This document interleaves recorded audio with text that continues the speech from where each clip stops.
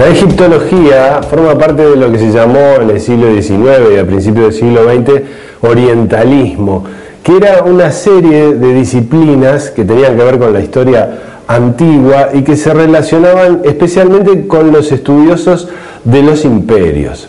Había varios motivos para que una persona quisiera dedicarse a alguna de las disciplinas del orientalismo. Una de esas razones era justamente la de hacer una carrera académica. Historiadores, especialistas en historia antigua, con acceso a nuevos territorios conquistados por algunos países como Gran Bretaña o Francia o incluso Alemania, empezaban a estudiar esas disciplinas que tenían que ver con la historia de esos lugares. Pero justamente también porque se trataba de imperios que conquistaban nuevos territorios, había motivos políticos para dedicarse al estudio de las costumbres, de la historia de los pueblos conquistados. Y por eso se le llamaba, en términos generales, orientalismo. Se refería a todas las ciencias relacionadas con la historia y lo que ahora llamaríamos antropología de los países que quedan en el oriente, en el cercano, medio y lejano oriente.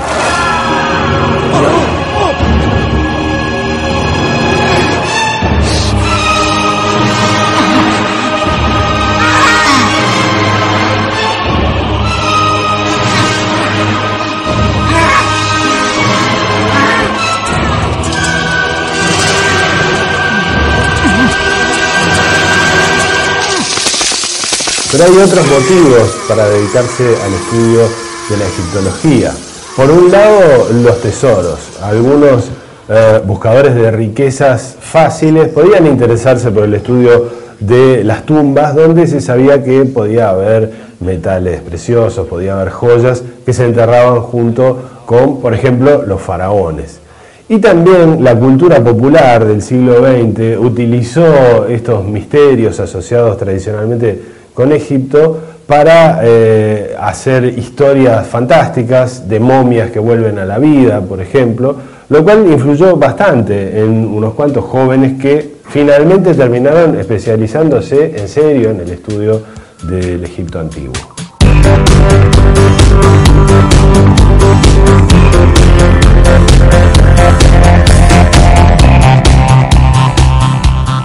Juan José Castillos es egiptólogo y le doy la bienvenida a la habitación china. ¿Cómo está, Castillos? Muy bien, muchas gracias. Egiptólogo ya de por sí es una denominación un poco rara, porque no estamos acostumbrados a que un nombre de un país se le sume el logo, ¿no? No hay uruguayólogos, no hay sumeriólogos, pero hay egiptólogos en todo el mundo. Hay sumeriólogos.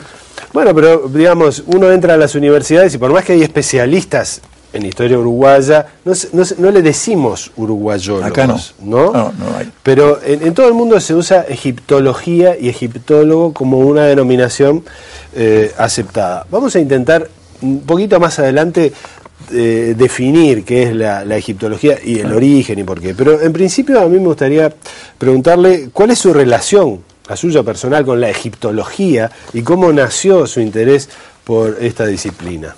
Bueno, yo al principio tuve una vocación por las ciencias exactas. Quería estudiar física nuclear. Llegué a tener un laboratorio en mi casa, iba a ser una pequeña fuente de neutrones para hacer irradiaciones. Tengo muchas anécdotas al respecto, una vocación de esas. Recuerdo que mi padre para Reyes un día, el regalo que me hizo fue un libro, Introducción a la Física Nuclear. Es decir, era un gran interés mío. Y luego ese interés nunca se perdió y me fue muy útil, porque el problema es que cuando estamos en las humanidades, hay mucha gente en los congresos internacionales que tiene formación científica y quiere pasar de contrabando ideas que son incorrectas, y quien solo tiene información en las humanidades no puede decidir. Claro. Pero yo podía exponerlos, ¿no? Como que lo estaban diciendo no era correcto. Me pasó en varias oportunidades. Pero luego el interés mío por la historia existió siempre. También recuerdo que cuando tenía 12 años y estaba enfermo de gripe en casa, mi padre fue a Buenos Aires y me trajo un libro de historia de los griegos. La historia siempre me había apasionado. Yo creo que el ser humano que no tiene un conocimiento de la historia, que es una disciplina bastante venida a menos, que se considera para qué sirve, como un expresidente uruguayo dijo, no, tener los ojos en la nuca, a pesar que la esposa es historiadora. Yo pienso que sin historia no tenemos una idea de dónde venimos. Es decir, Cicerón, un famoso estadista romano, dijo algo que es muy importante. Dijo, quien no conoce la historia será siempre como un niño, porque no sabe de dónde viene, por qué pasan las cosas en el mundo. Todo le parece nuevo, todo le parece que empezó ahora. Y eso es una lástima. Eso es cierto, pero justamente la egiptología parece que plantea un problema a un uruguayo. Uno diría, ¿qué relación puede haber entre, no sé, los faraones o los ptolomeos o lo que sea y los uruguayos? Y ahí es donde aparece de pronto, decir, bueno, ¿cómo a un uruguayo le surge este interés por Egipto? Por eso no hay cátedras de egiptología, que en Uruguay, cuando en el primer mundo, en las principales universidades, hay cátedras de egiptología en los países que en ese sentido están mucho más avanzados que nosotros, y nos condena a un atraso. Un país atrasado que no cultiva ciertas disciplinas de la historia, entonces es consumidor de descubrimientos ajenos. Cuando Uruguay puede muy bien aportar conocimiento nuevo, que es lo que estamos haciendo. Desde hace 40 años venimos aportando, por parte de quien habla, conocimiento nuevo sobre Egipto, y como usted habrá visto, y que, digamos, deja a Uruguay en un sitial mucho mejor. ¿Qué cosa personalmente a usted le interesó de Egipto? ¿Qué es lo que le llamó? Si lo digo, paso vergüenza. ¿Por qué? Soy muy aficionado a las películas de Hammer Films, películas de horror. Y en la década de los 50, una película, La Momia, donde hay una momia que viene a la vida y empieza a matar gente. Pero Hammer Films tenía la particularidad de hacer películas de horror, pero muy bien hechas, porque en Inglaterra los actores, la calidad de actores es impresionante. Para películas tontas, chicas, se ponen grandes actores. Y en esta película de La Momia habían grandes actores y hacían una representación de todos los ritos de embalsamamiento, de sepultar la momia en la tumba. Y me pareció tan fascinante, tan interesante, que empezó a despertar un interés que yo ya tenía en historia en el tema de Egipto. Empecé a comprar libros de egiptología y bueno, la historia estuvo siempre como una disciplina paralela, aunque como yo le decía, estudié ingeniería química por 4 años en la universidad y me pasé después a la Facultad de Humanidades cuando estaba en la Ciudad Vieja.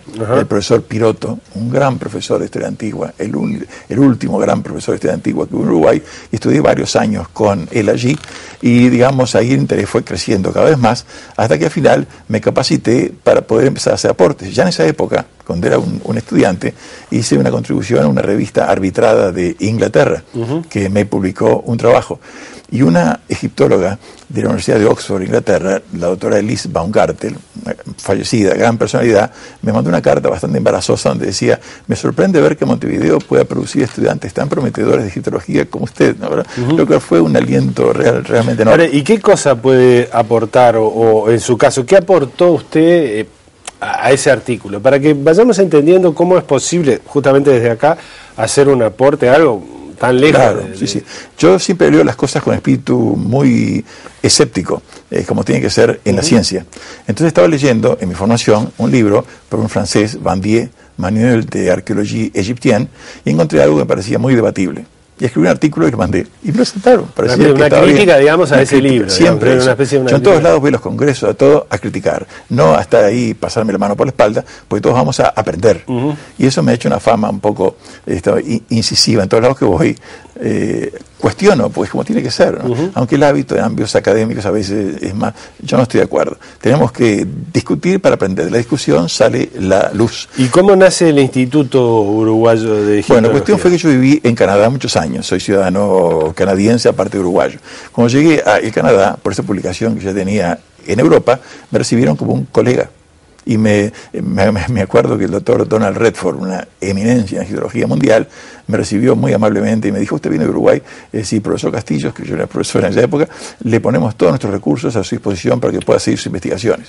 Y justo se me ocurrió una idea, que fue estudiar todos los cementerios predinásticos de Egipto en detalle y sacar conclusiones de eso. Y fue mi primera publicación que la hice en Canadá y que ahora es citada mucho porque parece que aporta cosas importantes, cosas que a mí no estaba seguro, pero parece que sí. Y bueno, seguí mis investigaciones y ahora continúo. La egiptología es una rama tan enorme. Si uno la ve de afuera, parece muy chiquita, pero es como la medicina. Hay que especializarse. Yo en egiptología me tuve que especializar en los orígenes de Egipto. Cómo surgieron las clases, la estratificación social, los faraones en Egipto. Y es una cantidad de estudios que mezclan la antropología con la arqueología y la egiptología, y pude sacar conclusiones muy interesantes, y en eso estoy ahora. Precisamente ahora, el mes que viene, hay un congreso internacional de filosofía acá en Montevideo y me invitaron a hablar sobre filosofía en Antiguo Egipto. El mes siguiente en el Brasil, que ya estuve varias veces, me invitaron con todos los gastos pagos, viaje, alojamiento, todo, a una universidad de Brasil para dar 2 conferencias sobre temas que estoy investigando ahora. El mes siguiente es en Londres, un congreso sobre metodología de la investigación de los orígenes de Egipto. También voy a estar allí. Ahora, y en Canadá en noviembre. Volviendo a Canadá, porque usted, sí. Yo le preguntaba sobre el Instituto de Egiptología, usted me mencionaba Canadá. Yo siempre cuando estaba en el Canadá, el sueño mío era darle a Uruguay algo que no tenía antes. Me daba vergüenza como uruguayo que Uruguay estuviera como un simple consumidor. Hay egiptología en la Argentina y han hecho contribuciones, han hecho excavaciones en Egipto, trabajos muy importantes. En el Brasil no tanto, pero hay egiptología en muchas de las universidades brasileras. En Uruguay no había nada. Las universidades uruguayas como que el tema les resbalaba. Entonces yo dije, tengo que volver a Uruguay y fundar una institución para que Uruguay no esté tan atrasado, para que mi país esté en una mejor posición. Entonces volví a Uruguay, me sacrifiqué en el Canadá, muchas cosas que me habían servido de una forma personal, las dejé de lado, para poder traer fondos, para poder tener una sede propia. Sin sede propia hay que estar a las decisiones de otros, ¿no, verdad? Entonces fundamos con un local muy grande, un instituto de egiptología, un museo de egiptología, con objetos de reproducciones principalmente, que había comprado de buena calidad en museos de todo el mundo. En Francia costaban $1.000 y $1.000 y pico, las compré, y se inició así el museo. Luego empezó a crecer el museo por donaciones de uruguayos, que parientes habían ido a Egipto muchos años antes y empezaron a hacer donaciones. Y ahora es una colección pequeña, pero bastante interesante que tenemos en nuestro museo. Y empezamos a ofrecer clases. Una carrera de egiptología con 4 años, 20 cursos. La gente puede recibirse con un diploma de egiptólogo. Cuando usted dice empezamos, ¿quiénes son? Bueno, cuando yo vine, empecé yo con mi colega. Había otro egiptólogo uruguayo que lo formé yo desde Canadá. Era un catedrático en la universidad, pero en veterinaria. Pero estaba muy interesado en la fauna del Antiguo Egipto. Y yo desde Canadá lo fui guiando en lecturas y llegó a un nivel muy importante en filología, o sea, en la lengua egipcia antigua y en la religión egipcia, que era el tema que le interesaba más a él. Entonces, cuando llegué, Bianchi y yo abrimos el instituto. Mucha gente empezó a venir, había un interés tan grande, hemos tenido centenares de alumnos en el instituto. Desafortunadamente, como no hay incentivos materiales cuando la gente se recibe, no se han graduado todavía. Hemos tenido alumnos de la Argentina que vienen a estudiar acá. El problema es que hay que tener la vocación, la perseverancia de seguir, dar los exámenes y recibirse.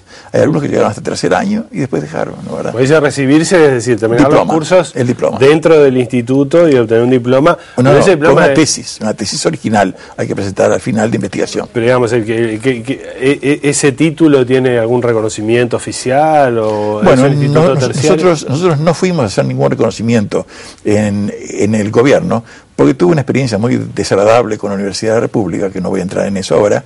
Entonces, fíjese que muchos de los que deciden eso son gente de la Universidad de la República, contra la que tengo una denuncia pública.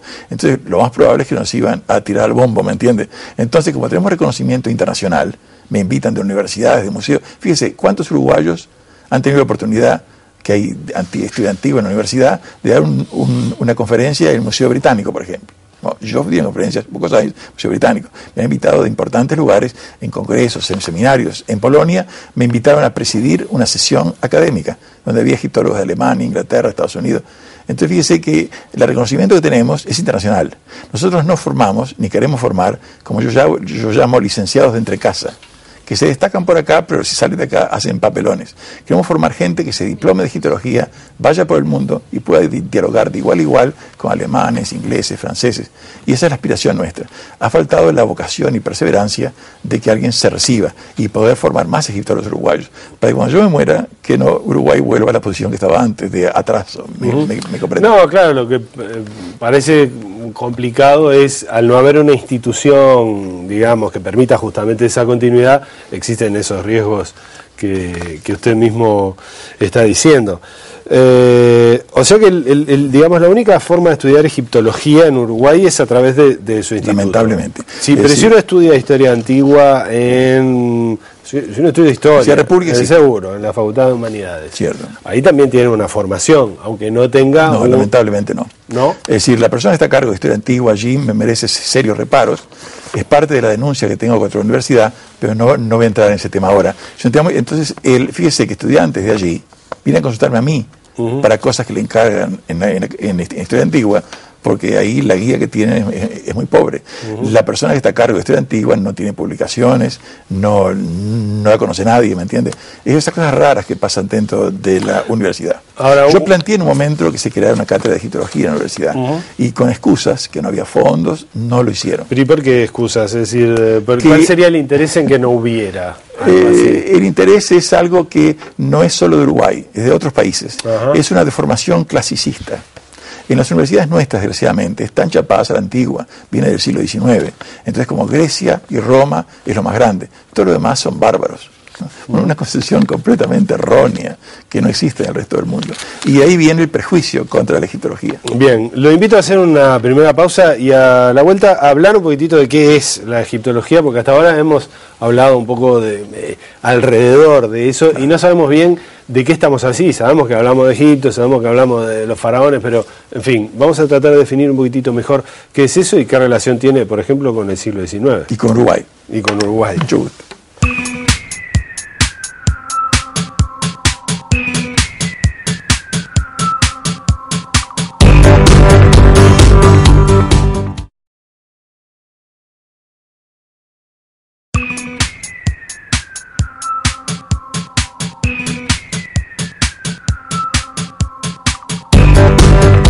En 1978, el palestino Edward Said, que se educó en Egipto y Estados Unidos y trabajó toda su vida en Estados Unidos como crítico literario, docente en universidades, crítico de música también, era un gran pianista, publicó un libro titulado Orientalismo, donde pone de manifiesto la construcción política del concepto mismo de Oriente. ¿Qué es Oriente?, dice Said. Pues bueno, es un invento necesario para determinadas funciones geopolíticas de algunos países europeos, específicamente Gran Bretaña y Francia.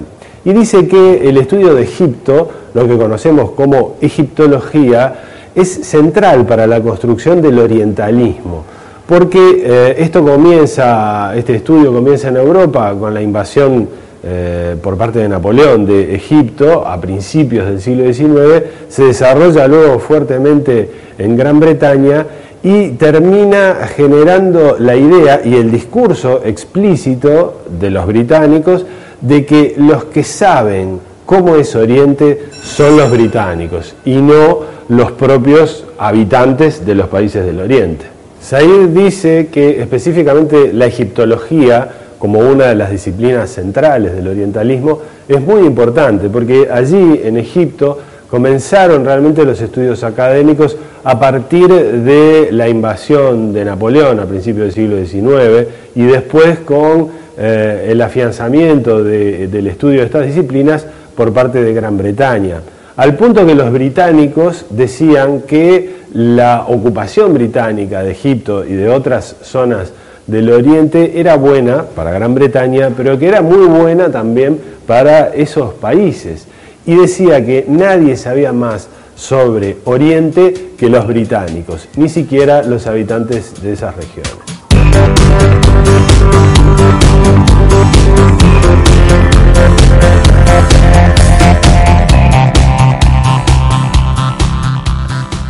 Castillos, ¿cuándo nació la egiptología como una disciplina en el mundo, no en el Uruguay? Claro, la egiptología nació con Champollion, quien pudo descifrar los jeroglíficos egipcios por primera vez a principios del siglo XIX. La primera cátedra de egiptología se la dieron a Champollion, 1832, lamentablemente falleció muy poco después, muy joven. La siguiente cátedra de egiptología tuvo lugar en Alemania, en la segunda mitad del siglo XIX. A fines del siglo XIX, en Inglaterra, se creó otra cátedra y de ahí empezó a proliferar por todo el mundo. Es decir, ese desciframiento de los jeroglíficos permitió saber lo que realmente decían los egipcios en sus monumentos, cuando antes todo lo que había eran especulaciones completamente disparatadas en muchos casos, por parte de personas no formadas esta disciplina. Ahora, ¿no tiene una relación fuerte eso con el imperialismo de estos países? De Gran Bretaña, de Francia, también de Alemania, ¿no? Es decir, de esos países europeos que invadían países como, por ejemplo, el norte de África, lo que había sido el Egipto, y de ahí se llevaban la piedra de Rosetta y no sé cuántas otras cosas, y entonces, bueno, sí, se ponían a estudiar eso, pero se lo ponían a estudiar desde su lugar como cabezas de imperio. ¿No tiene también ese sentido histórico el estudiar específicamente Egipto? Claro, en muchos temas hay que tener mucho cuidado con la corrección política, que está muy de moda ahora, y simplificar demasiado las cosas. Eso pienso sobre el gravísimo error. Eso que usted menciona es parte del colonialismo europeo en África, pero hay otros muchos aspectos. El interés que había en Egipto era por la Biblia. Originalmente era comprobar cosas que decían la Biblia, claro. O sea que Egipto aparece en la Biblia mucho. Claro. Y también el prestigio nacional, incorporar a los museos que estaban apareciendo en estos países europeos objetos del mundo antiguo que les daban más prestigio, una competencia muy grande. Pero la cosa es mucho más compleja. ¿Y no hay algo también relacionado con cierto misticismo, ciertas corrientes ocultistas? Por ejemplo, cuando nace la masonería en Francia, digamos, en el siglo XVIII, Inglaterra. Y en Inglaterra. 1611. Ahí está. Ya al principio se hace mención al Egipto, claro. Como que hubiera algún rito que viene de por ahí y que aunque probablemente no tenga si usted me perdona, voy a contestar esa pregunta entre unos minutos cuando hable de los mitos. Bien. Así va a entrar todo en... Pero no, empecemos por ahí, si le parece. Bueno, hábleme de esos mitos y ponemos también... Hay cuatro mitos principales sobre el Antiguo Egipto y la egiptología que hay en nuestro país y en otros países, y conviene aclarar para que la gente no se llame a engaño. El primer mito es pensar que los egiptólogos egipcios son la fuente más confiable para egiptología. Hay razones para eso. Egipto es un país que ha logrado premios Nobel, hay gente muy capaz allí, pero en egiptología no se destacan.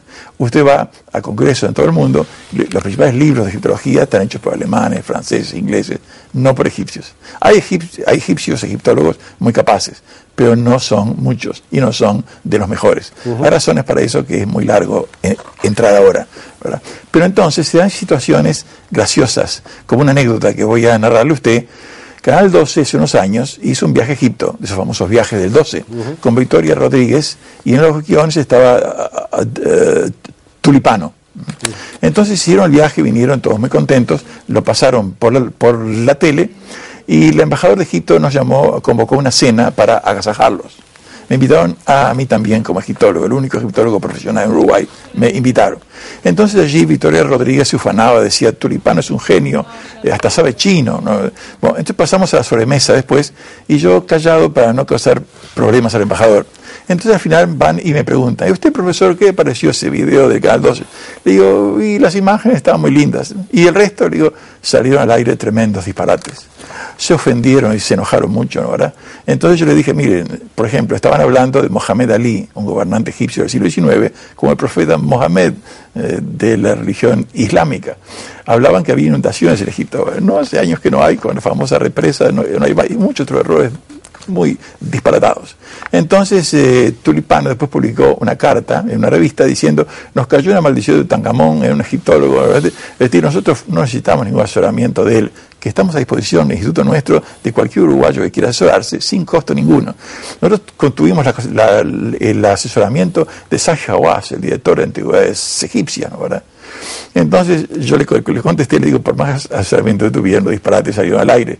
Y lo que no sabía Tulipano, y no saben muchos uruguayos, que Zahi Hawass, muy famoso, ha dicho tremendos disparates. Por ejemplo, unos uruguayos le mostraron unas fotos y material de la momia nuestra, de momia egipcia que está en Montevideo, y muy suelto del cuerpo. Zahi Hawass dijo, sí, es una momia de la misma época que las momias que yo descubrí, las momias doradas, que él había descubierto. Nada que ver, de la época grecorromana, y esta es la baja época, siglos de diferencia.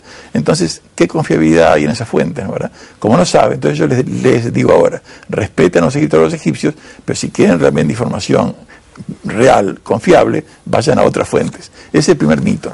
El segundo mito del que quiero hablar es, como usted decía, de muchas confraternidades, masones, teósofos, rosacruces, Nueva Acrópolis, que mantienen, porque no la pueden cambiar o no la quieren cambiar. Toda esa especulación disparatada y mitos antes de Champollion, antes del nacimiento de la egiptología.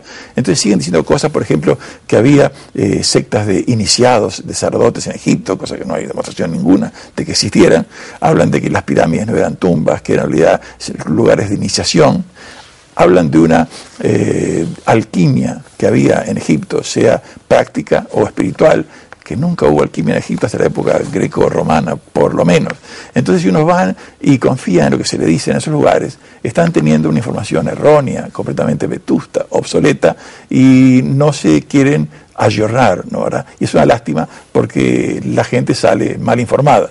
El tercer mito que quiero referirme es de aficionados. Hay aficionados en todo el mundo, y en Uruguay especialmente, que salen a divulgar, a dar conferencias sobre Egipto como gente muy informada. Hay universidades acá de Montevideo que los consultan a esos aficionados, en vez de ir a nuestro instituto, que es la fuente autorizada internacional académica de Uruguay, a consultarlos. El Instituto de Profesores Artigas, un museo vinculado a la Intendencia, cuenta como asesor a esos grupos de aficionados. Y fíjense qué error grande que están cometiendo, porque uno de esos aficionados consiguió de alguna forma que lo nombraran miembro asociado de la Asociación Internacional de Egiptólogos, que es una categoría hecha para aficionados. Este señor en la página web de ese grupo sacó que era miembro de la Asociación Internacional de Egiptólogos, como si fuera un egiptólogo competente. Nosotros le informamos y tuvieron que conminarlos a que cambiaran eso. Fíjense qué deshonestidad, se presentaban como lo que no eran. O sea, cuán confiables pueden ser esos aficionados cuando se comportan de esa forma. Y el cuarto mito que quiero mencionarles a ustedes es que quien excava y hace trabajos arqueológicos en Egipto es la fuente más informada para la egiptología. Los otros hablan de oído. Eso es falso.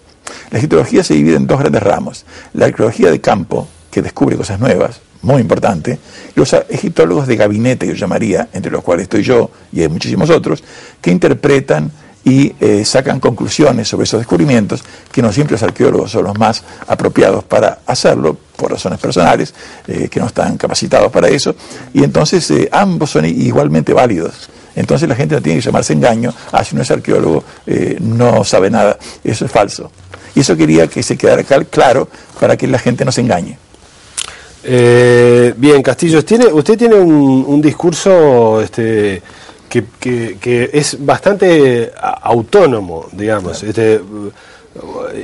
Parecería que el Instituto de Egiptología estaba muy solo y muy abandonado, pero al mismo tiempo es la única autoridad competente. Entonces, a veces resulta difícil escapar de ese cerco. Claro, yo me pregunto, muchas veces me he preguntado, como tantos uruguayos, ¿por qué Artigas no quiso volver a Uruguay cuando fue invitado muchas veces? Y no lo comprendía. Ahora, como experiencia personal, desde que volví hace 30 años, para ofrecerle a Uruguay algo que no existía antes, para realzar la... ¿Usted se siente identificado? No, por favor, con Artigas no, un gran héroe. Simplemente no noto un cierto paralelismo y entiendo por qué Artigas no quiso volver. Porque uno viene a Uruguay, le quiere ofrecer a Uruguay algo nuevo, cultural, que no existía, para que Uruguay deje de ser un país atrasado. Alguien que ha hecho aportes importantes que se citan en las principales obras de egiptología, y en vez de a esa persona hacerle todo lo más fácil posible, he tenido piedras en el camino, he tenido hostilidad. Entonces ahora comprendo, Artigas, ¿por qué no quiso volver? Yo me hago pregunta y digo, bueno, es un presidente uruguayo, lo quiso hacer volver, fue el presidente que estuvo luchando con las tropas portuguesas, ¿no? Con las mismas tropas que derrotaron a Artigas. Una traición más grande que esa no puedo imaginar. Y esa es mi persona. Usted dice que es un rasgo uruguayo el no reconocer. Idiosincrasia uruguaya, quien no está vinculado a ciertos grupitos de amiguismo y de rosca, a esa persona le hacen el vacío, a pesar que haga aportes importantes. Y eso es una parte de la idiosincrasia uruguaya que yo la cuestiono mucho. Bueno, vamos a tratar de volver un poquito a la definición de la egiptología, que no me sigue sin quedar clara, pero no por el caso suyo, no, claro, sino en términos generales. Pues yo entré a la página de Oxford, por ejemplo, y tiene 100.000 documentos sobre egiptología. Pero resulta raro decir, bueno, ¿por qué estudiar Egipto así como si fuera una especie de cápsula aislada en el tiempo? ¿Qué se estudia de Egipto? Se estudia toda la historia, todo lo que está dentro del territorio, ¿desde qué época hasta qué época? Si usted me lo permite, voy a responder a dos de las preguntas que usted me ha hecho anteriormente. Sí. La primera de ellas es, ¿qué es la egiptología? Es una rama de la historia. Es la historia de la civilización faraónica, una de las más grandes civilizaciones en la historia de la humanidad. Las primeras civilizaciones que aparecieron en la historia de la humanidad surgieron en Egipto, en Mesopotamia, en la India, en China y en nuestra América. Entonces, estudiar eso es ir a nuestras raíces, a nuestros orígenes. Entonces, la egiptología estudia de los orígenes más remotos de Egipto hasta el periodo greco-romano. Lo demás es Egipto moderno. Eso es lo que es la egiptología. Ahora, ¿por qué egiptología en Uruguay? ¿Para qué nos sirve? ¿No? Ahora, bueno, la gente también, la mayoría, ignoran hechos que Egipto no es un país exótico, distanciado de nosotros, como Japón, por ejemplo, sino que está muy vinculado a nosotros. Son nuestros antecesores culturales más remotos. Es decir, muchas cosas egipcias antiguas las usamos a diario sin saberlo. A ver, por ejemplo. El sistema numérico decimal que usamos nosotros es el más razonable, porque son los números de dedos de nuestros pies y de nuestras manos. Hay muchos sistemas, está el binario, hexagesimal, sexagesimal. Uno puede inventar cualquier sistema base para medir, pero surgió en Egipto hace 5.000 años. Los primeros documentos de Egipto ya tienen algunos textos con el sistema numérico decimal, no los números, que esos vienen de la India a través de los árabes. Estamos hablando del sistema numérico decimal. En Mesopotamia usaban el sistema sexagesimal, que lo seguimos usando en geometría, para los ángulos y demás. Pero el decimal es más razonable, surgió en Egipto, o sea, algo que usamos todos los días se originó en Egipto. El calendario que usamos nosotros es el calendario solar egipcio, con algunas modificaciones que se hicieron en el Renacimiento, ahora por Julio César y en el Renacimiento, y ese calendario antiguo egipcio. Hay muchos libros de la Biblia que algunos piensan que son copias de textos egipcios por el paralelismo que hay tan llamativo. No es sorprendente que un país tan pequeño como Judea tuviera mucha influencia egipcia. Egipto en la época antigua era una de las grandes potencias del Medio Oriente, como Estados Unidos y la Unión Soviética. Bueno, en aquella época eran Egipto y Mesopotamia, ¿no? Entonces, digamos, hay muchos otros aspectos, digamos, que nos vinculan mucho a Egipto. Las letras de nuestro alfabeto probablemente provienen del antiguo Egipto, o sea, la escritura hierática probablemente influyó a pueblos del Asia Occidental para los primeros alfabetos que surgieron en el segundo milenio. Luego los griegos lo tomaron, los romanos se lo tomaron y llegó hasta nosotros. Así que hay evidencia que puede justificar que los antecesores más remotos de nuestras letras se originaron en el sistema hierático del antiguo Egipto. Entonces ya no es un país divorciado de nosotros. No, lo invito a que hagamos una última pausa y que siga contándome algunas de esas cosas ya para redondear el programa.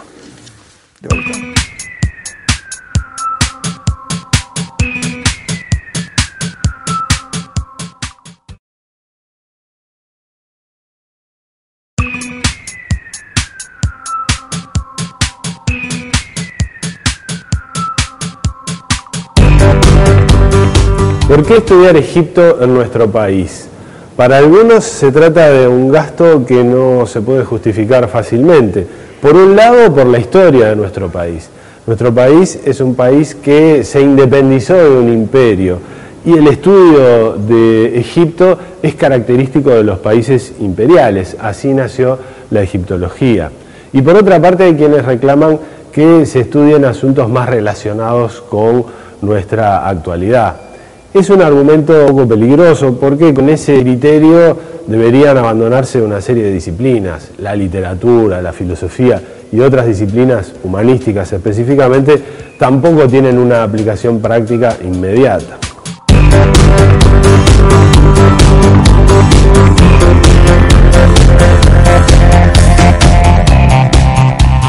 Yo sé que hay una momia en Uruguay y de hecho usted la mencionó, egipcia, sí. Y de hecho usted la mencionó en el bloque anterior cuando hacía referencia a un egiptólogo egipcio que se había equivocado al hacer una evaluación. ¿Por qué hay una momia acá? ¿Cuál es la historia de eso? Es muy común que en el siglo XIX turistas que viajaban a Egipto trajeran antigüedades egipcias a sus países para integrar algo que era muy popular en esa época, que eran los gabinetes de curiosidades. Entonces traían esas momias, luego empezaban a surgir las supersticiones, cosas que le pasaban mal, decían por la momia. Pero traían una momia, o sea, uno iba y compraba una momia sin ningún problema, cualquier cosa en Egipto. le vendían casi cualquier cosa. No había un interés nacional. Es decir, hay que ver que Egipto no era Egipto independiente. No, claro, no, era una parte del Imperio Otomano. Entonces, usted dice a fines del siglo XIX. No, en todo el siglo XIX. Sí. Entonces, la gente traía momias egipcias y como les causaban problemas porque supuestas maldiciones, las donaban a los primeros museos. Era un objeto de curiosidad, pero eran los egipcios mismos, con sus inscripciones, con los datos de su anatomía, que ahora se han hecho, digamos, con tomografías computadas. Uno puede descubrir mucho sobre cómo vivían los egipcios. ¿Y quién la trajo? ¿Cómo es la historia? Un ingeniero uruguayo que vivía en la Argentina y que fue muy importante, participó en planificaciones de ciudades en la Argentina, creo que la ciudad de La Plata participó en la planificación, ingeniero Bilione. Él compró 2 momias, una momia bastante mal estado y otra en muy buen estado, que la donó a nuestro país, al Museo de Historia Natural. ¿Y está bien cuidada esa momia ahora? Antes estuvo pésimamente cuidada. En el Museo de Historia Natural, como no sabían, la tenían expuesta al público, la gente la tocaba, se deterioró mucho por esa razón. Pero luego pasó al Museo Palacio Taranco, cuando un personaje uruguayo, usó a los militares para hacer una especie de decomisación. La persona que lo hizo eso, un tal Baucero, que se presentó como un mártir de la democracia, no, en realidad estaba trabajando en el Museo Palacio Taranco bajo un militar. Entonces convenció al militar de traer la momia al Palacio Taranco. Me contó él en una carta que me mandó cuando yo estaba viviendo en el extranjero, que lo pusieron en un camión militar con un sargento. Y si el Museo de Historia Natural no quiere darnos la momia que la consideran como suya, ¿qué hacemos? El militar le dijo, el coronel le dijo, dígale al sargento que proceda. Entonces, la dictadura militar. Entonces llegó allí, se trajo la momia, y ahí la puso, pero sin medidas de protección reales, porque esta persona no estaba capacitada. Era digamos, una persona que se aprovechó de condiciones para un lugar que le quedaba grande. Entonces luego, el Museo de Historia del Arte de la Intendencia pedía que se la devolviera, que la pusieran allí en exhibición, porque era el lugar mejor, con la colección más grande egipcia que en Uruguay. Y nosotros, el Instituto Uruguayo de Egiptología, apoyó, dimos un escrito de que como egiptólogos recomendábamos que estuviera allí, que es lo lógico, que estén las antigüedades egipcias todas juntas en un solo lugar, para dar una impresión un poco mejor. Y parece que esos movimientos en ese sentido tuvieron éxito y ahora ahí se está exhibiendo mejor, porque ahí pusieron una sala climatizada. Entonces yo pienso que está mejor allí en el Museo de Historia Natural. Estoy de acuerdo que esté allí. Ahora, ¿está en el Museo de Historia? No, de Historia del Arte. Historia del Arte en la Intendencia. Bien, bien. Pero eso pertenece al Museo de Historia Natural. O sea, ¿qué es? ¿El Ministerio de Cultura? ¿Es eso? Exactamente. O sea que ahora está en yo pienso que está mejor que antes. ¿Y se han hecho estudios sobre esa momia en particular? ¿Tiene sentido hacer estudios? ¿Uruguay aportó acerca de esta momia en particular algún conocimiento al mundo de la egiptología? Yo la publiqué. Esta momia estuvo 80 años en Uruguay sin publicarse. Un atraso. En el año 76 la publicamos en Francia, con un trabajo, es decir, el primer grupo multidisciplinario para estudiar esta momia fue integrado por quien habla, un radiólogo y un experto en botánica. Entonces los tres hicimos una cooperación y se publicó en Francia. A ver, ¿por qué un radiólogo y un botánico? Tendría que haber habido 10 personas más, ¿no? Ahora, bueno, pero no se puede por eso. Porque el radiólogo, para estudiar, digamos, con su especialidad, a ver si la momia tenía alguna afección, alguna enfermedad, si había muerto, la causa de la muerte. Se hicieron radiografías. Exactamente, que no es una tomografía computada que está en el debe todavía, debería hacerse, se hace hasta en Argentina, si se ha hecho. Todavía acá, como la persona que está a cargo ahora del Museo de Historia del Arte tiene miedo que la dañen, no permite que se hagan. Hay que hacer esos estudios. El conocimiento es lo más importante. El objeto en sí, ese conocimiento se extraiga de él. Y el experto en botánica, para identificar las maderas del ataúd de la momia, que se pensaba que era una sola, el sicomoro, y esta persona determinó que no, que había 2 maderas, sicomoro y una madera, digamos, más dura, que no la pude identificar, porque yo estaba, el Museo de Historia del Arte el director en ese momento tuvo la gentileza de ponerme a mí a cargo de eso, y yo tenía miedo que le sacara un pedazo muy grande de madera, y tuve que sacar un pedazo tan chiquito que no solo pude determinar que era dura, pero tenía miedo que hiciera un daño importante.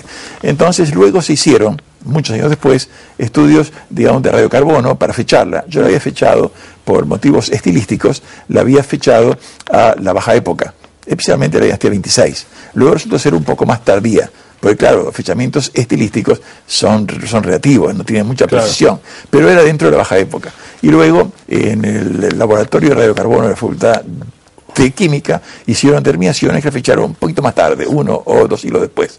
O sea, eso fue un estudio que se ha hecho recientemente. Luego hicieron otros estudios, ¿no?, de la madera y demás, pero que realmente no aportaron nada nuevo. Pero en concreto, digamos, estudiar la momia ayudó a saber de qué se trataba, pero no contribuyó tanto al conocimiento de la egiptología. Sí, aportó muchísimo. A ver.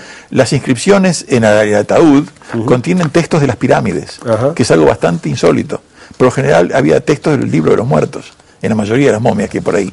Pero tenía algunos textos, y entonces para la religión egipcia y su evolución es algo muy interesante. Es un aspecto muy importante de la momia. Y eso está entonces en una publicación que usted hizo en Francia, en inglés, y en el instituto lo publicó en español en el 80. El Instituto de Egiptología que yo dirijo. ¿Qué haría usted para defender la financiación de su instituto? No para un instituto que esté bajo su égida, sino simplemente decir, bueno, necesitamos acá un instituto, necesitamos dineros estatales para esto, el instituto debería ser así, así. ¿Qué diría usted para convencer a los responsables de que hay que hacer eso? Bueno, yo diría que si Uruguay quiere salir de ese atraso que había antes, que ya salió en parte por los trabajos que hemos hecho y hemos publicado en todo el mundo. Por ejemplo, hacer trabajos arqueológicos en Egipto son costosos. Entonces, que el gobierno pusiera dinero para que egiptólogos de egiptología fueran a hacer trabajos arqueológicos en Egipto, eso sería un aporte muy importante. Para mejorar nuestro museo, usted va al museo y se caen las paredes por la humedad. No tenemos recursos para mejorar. Es el Museo de Egiptología. De que funciona en el instituto. Hace unos años, la Intendencia de Montevideo sacó un fondo capital donde daban varios miles de dólares para propósitos culturales. Unos alumnos del instituto hicieron un proyecto excelente que ponían, lambris en las paredes, hacían un museo realmente hermoso, pequeño pero hermoso, a un costo de $5.000. Cuando lo presentamos en la Intendencia, la persona que recibía dijo, este es el mejor proyecto que hemos visto hasta este momento. No, le dieron $3.000 a una obra de teatro, que es muy interesante, se da y muere. A nosotros $5.000. Pero Castillo, no. Somos incontables los que hemos perdido fondos concursables, no es, imagina. ¿No? Pero eso es parte. Creo que de los que estamos acá, todos hemos perdido más de uno. ¿Pero a usted qué le parece? ¿Una obra de teatro efímera que se da y termina? ¿O un museo permanente? A mí no me ha convencido. Yo, que hago teatro, yo financiaría la obra de teatro. No, claro, porque usted tiene que convencerme, no de que eso va a ser bueno para el instituto, visitado por miles de por personas. qué el instituto es bueno para el Uruguay. Ese es el asunto. Porque está poniendo Uruguay en el mapa internacional académico. Eso ha hecho y sigue haciendo. El Uruguay en las universidades y museos del mundo es conocido ahora por nosotros. Si no fuera por nosotros, Uruguay sería un 0. ¿Me comprende? Bueno, está bien, es una manera de hacer conocer al Uruguay, pero de pronto hay otras maneras que... El problema grande que acá en Uruguay, y yo hablaba de universidades uruguayas que consultaban aficionados en vez de al egiptólogo profesional que en Uruguay, la opinión mía es la siguiente. En Uruguay, para mí, hay solo una universidad de acuerdo a la idea tradicional de lo que debe ser una universidad. Expandir el conocimiento humano, enseñar en todos los ámbitos de conocimiento. La universidad estatal. Para mí, todas las demás universidades que en Uruguay son academias glorificadas. Algunas empezaron como academias y el gobierno decidió reconocerlas como universidades o institutos universitarios. Atienden a disciplinas y carreras redituables, que la gente paga muchos miles de pesos al mes porque al final van a graduarse y ganar mucho. Pero y la historia, yo me acuerdo del caso de la Universidad Católica, que cuando no era una universidad, me parece que tenía cursos de historia. Ahora, cuando hace unos años, sacaron todas las carreras de grado de la Universidad Católica y la historia está ausente por completo. Entonces yo decía, es lógico que una universidad casi sin historia se dé el lujo de ignorar la historia con mayúscula, pero es algo que Uruguay parece estar a contramano del resto de los países del mundo en lo que debe ser una universidad. Pero en fin, es mi opinión personal. No, está bien, por eso yo le decía hoy que digamos, usted parece ser el único individuo que defiende digamos, la pureza de su propio conocimiento, lo cual me parece bien porque uno tiene que defenderse a sí mismo, pero bueno, finalmente tiene que aceptar que si hay un montón de gente que no está de acuerdo, de pronto tiene sus razones también. Pero tengo que decir mi opinión. Me parece bien, me parece muy bien. A mí me gustaría preguntarle, y que tiene que ver con la pertinencia de que en Uruguay se estudie esto. Me decía, bueno, acá estudiamos la momia o hicimos un estudio, se estudia de gabinete, todo bien, ¿no? Pero realmente yo sigo sin estar convencido que un país como Uruguay, al contrario de lo que ocurre con Francia, con Gran Bretaña, con Alemania, con países que estuvieron metidos en la historia de esa parte del mundo, de Egipto, que uno va a los museos y se encuentra con todas esas cosas ahí, uno está como más cerca, ¿no? Entonces, no parece haber otras prioridades para Uruguay, en vez de estar tratando de hacer lo que cientos y cientos de investigadores de primera línea están haciendo ya, mucho más cerca de las fuentes, al lado de la piedra de Rosetta. Pero eso es realmente renunciar a algo que es muy prestigioso para Uruguay. Hay un país como China, por ejemplo, sí, que no se puede decir que participó en ningún colonialismo en África, sí, y en China se ha hecho algo que en Uruguay, alguna universidad uruguaya tendría que hacerlo. Fundaron un instituto de antiguas civilizaciones, con cátedras en egiptología, en historia de Mesopotamia, en historia de la India, en historia de la América Antigua. Ellos son una civilización muy antigua. Es una fuente de prestigio. Si en Uruguay hubiera un instituto de antiguas civilizaciones, donde se formaran arqueólogos uruguayos que estuvieran investigando, porque no se puede renunciar por decir, ya otros están descubriendo, nosotros podemos descubrir. No, claro. Yo, por ejemplo, soy uruguayo, he hecho descubrimientos en los temas de origen de Egipto que están citados por los más importantes libros del antiguo Egipto. Ahora, como yo le di a usted un PowerPoint, entonces menciona, no hay ningún uruguayo que pueda presentar eso en el tema de la historia antigua, ¿no? Ahora, bueno, Uruguay se ha insertado, se lo respeta, o sea que cultivar esa que no es costoso, poner cátedras en esas disciplinas no es un gran costo, y es un prestigio nacional. Cuando uno va por razones de económica, inversión, por lo que fuera, que ya haya que Uruguay se menciona un arqueólogo uruguayo que descubrió esto, es una fuente de prestigio nacional, al que Uruguay ha renunciado. Hay un caso escandaloso que voy a contar a usted.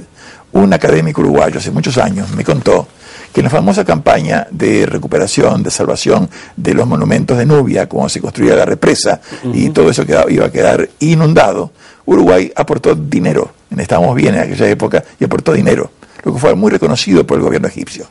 Otros argentinos fueron a excavar en Egipto y pusieron a Argentina a la cabeza de la egiptología sudamericana. Entonces los egipcios, en reconocimiento, nos ofrecieron un cajón lleno de antigüedades, el gobierno egipcio. Imagínense, con las pocas que tenemos, nuestros museos estarían mucho más presentables. Todo quedó en el Ministerio de Relaciones Exteriores, se dejó pasar, los egipcios se lo guardaron para ellos y perdimos tener algo que hoy es imposible de conseguir. El gobierno egipcio no permite que nada salga. Nos dimos el lujo de impedir que Uruguay incrementara enormemente su colección egipcia por simple desidia burocrática gubernamental. Y es una pena, ¿vio? Profesor Castillo, muchas gracias por venir a hablar de egiptología a la Habitación China. Ha sido un gusto, muchas gracias. Nosotros nos encontramos en otra Habitación China.